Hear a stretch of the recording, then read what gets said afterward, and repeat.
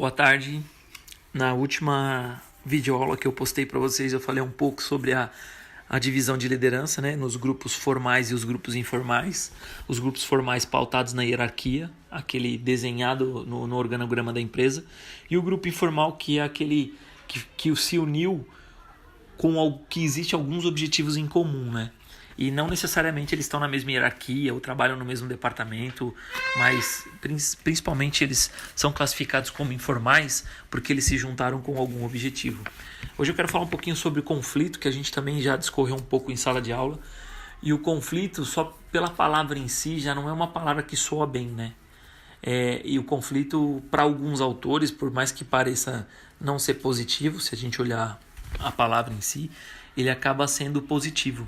A gente vai falar um pouquinho disso. Existem algumas abordagens, né? Alguns autores falam um pouco do conflito. Por exemplo, Marx, ele enxerga o conflito como positivo. Por quê? Porque ele percebe que o conflito ele é um fator essencial para as organizações, porque ele é gerador de mudanças.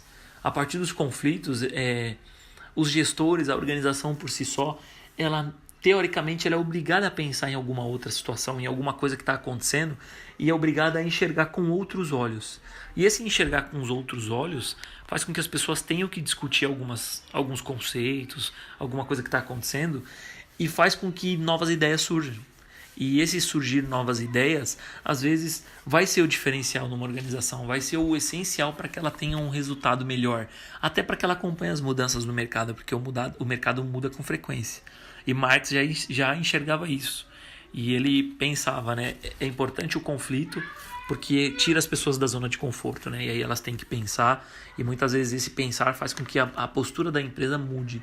E na maioria das vezes essa mudança ela acaba ocorrendo para melhor, porque esse conflito ele acaba sendo discutido ao máximo, esgotado aí nas possibilidades. Weber, ele avalia muito os conflitos, ele olha para todos os aspectos, cultural, econômico, a parte de status, ele entende que o conflito ele acaba surgindo por causa disso, né? Porque as pessoas têm um nível de cultura diferenciado, porque elas têm uma classe econômica diferenciada, classe social diferente, e isso por si só faz com que um olhe para o outro com olhares diferentes, né? Então, uns acabam se inconformando por estar numa posição diferenciada de outros e querem entender por que isso acontece. Outros acabam olhando porque um tem mais, o outro tem menos, porque um teve oportunidade e o outro não teve, e isso acaba gerando muitos conflitos dentro da organização. Ou seja, o conflito ele vai além de simplesmente estar dentro da organização. Existe um conceito de bagagem, né? Cada um tem uma bagagem diferenciada, cada um tem seus valores, e isso por si só pode gerar conflitos. Eu gosto muito do conceito de Parsons, que ele encara o conflito como algo negativo, né? Apesar dele encarar como algo negativo, ele diz o seguinte, que quando o sistema funciona bem, se cada um fazendo o seu papel, não existe por que ter conflito, né? Não existe por que acontecer desavenças dentro da organização.